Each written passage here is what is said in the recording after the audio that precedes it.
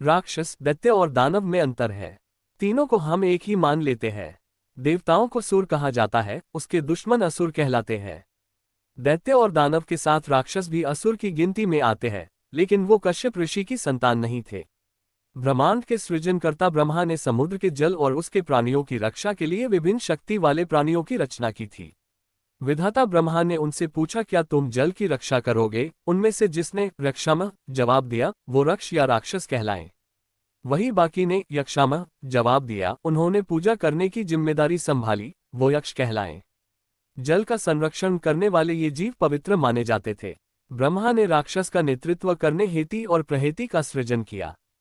प्रहेति धर्मात्मा निकला और तपस्या करने लगा। हेति राक्षसों का राजा बन गया।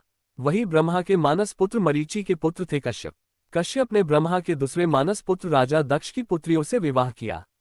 अदिति से आदित्य हुए, दिति से दैत्य और दनु से दानव।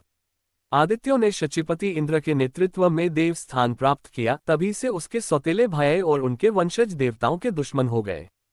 हेति के बाद उसका पुत्र विद्युतकेश राक्षसों के राजा बना। विद्युतकेश की पत्नी सालकटिनकिटा व्यभिचारिणी थी। उससे जब सुकेश पुत्र हुआ तो उसे त्याग दिया गया। माता पार्वती को उस छोटे असहाय बच्चे पर दया आ गई। उन्होंने राक्षस जाति को श्राप दिया कि राक्षस के बच्चे अब तेजी से बढ़ जल्द ही विकराल रूप धारण करने वाले होंगे। तब से राक्षस विकराल और कम आकर्षक हो गए। सुकेश शिव का भक्त था, उसे भगवान शिव ने निर्भीक होने का वरदान दिया। सुकेश के 3 पुत्र हुए, माल्यवान, सुमाली और माली। तीनों ने ब्रह्मा की कठिन तपस्या की और वरदान प्राप्त किए। तीनों ने देवताओं के अभियंता विश्वकर्मा से लंका का निर्माण कराया। इस तरह राक्षसों की महान राजधानी स्थापित हुई। राक्षस विश्व विजय के लिए निकल पड़े, यक्षों और देवताओं पर हमला और अत्याचार करना शुरू कर दिया।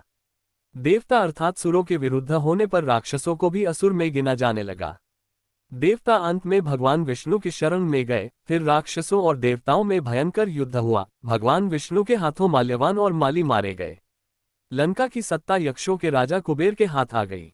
यक्षों के राजा कुबेर विश्रवा ऋषि का पुत्र थे, इनकी पूजा होती है। विश्रवा ब्रह्मा के मानस पुत्र पुलत्स्य ऋषि के पुत्र थे। पराजित सुमाली ने अपनी पुत्री कैकसी का विवाह विश्रवा ऋषि से करवाया, जिससे रावण का जन्म हुआ। रावण कुबेर का सौतेला भाई था। रावण ब्रह्मा का परपोता था, शिव का अनन्य भक्त था और विष्णु स्वरूप परशुराम से संरक्षित था। रावण ने ब्रह्मा जी की कठिन तपस्या कर अमरता का वरदान पाया था।